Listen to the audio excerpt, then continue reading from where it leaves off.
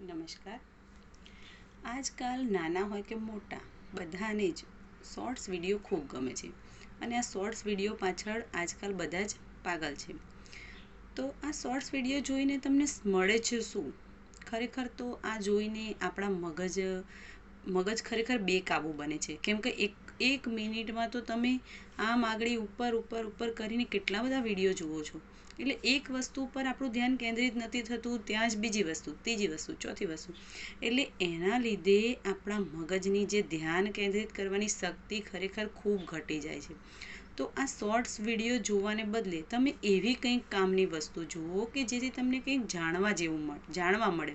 તો આજે હું તમારે માટે લઈને આવી છું એવું જ નોલેજનું શોર્ટ્સ, કે એનામાંથી તમને જાણવા મળશે કે ખરેખર શોર્ટ્સ વિડીયો કામ વગરના જોયા કરતાં આપણે કંઈક નોલેજના શોર્ટ્સ વિડીયો જોઈએ તો એનાથી પણ આપણને ઘણું શીખવા મળી શકે છે. તો આજે હું તમને શરીર વિશેના નોલેજના શોર્ટ્સ થોડા કહીશ, તે તમે સાંભળજો.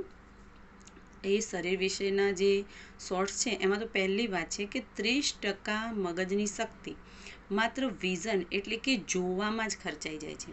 આપણા મગજની જે પણ શક્તિ છે એમાંની 30% શક્તિ ફક્ત આપણે જોવા જે વિઝન પાછળ વાપરીએ છીએ એમાં જ વપરાઈ જાય છે.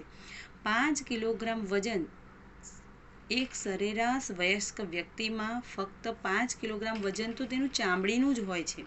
આખા શરીરનું ધારો કે મારું 60 કિલો કે 62 કિલો વજન હોય, એમાંનું 5 કિલો વજન તો મારી ફક્ત ચામડીનું જ હોય છે. 72 અલગ અલગ સ્નાયુનો ઉપયોગ જ્યારે આપણે વાત કરીએ છીએ ને ત્યારે થાય છે.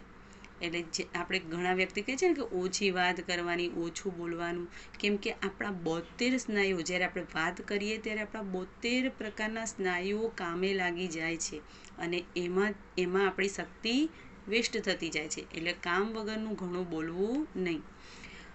આપણું શરીર જે સવારે આપણી હાઈટ હોય છે એના કરતાં સાંજ સુધીમાં અડધો ઇંચ હાઈટ લંબાઈ વધેલી હોય છે.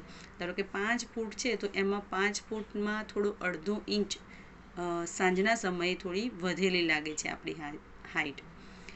52 હાડકાં, આપણા શરીરના જે કુલ હાડકાં છે એમાં 52 હાડકાં તો ફક્ત આપણા પગમાં જ છે, જે કુલ હાડકાના લગભગ 25% જેટલા હાડકાં કહેવાય. 120 અબજ બિટ્સ ઇન્ફોર્મેશન પ્રોસેસ આપણી આંખ પ્રતિ સેકન્ડે કરે છે.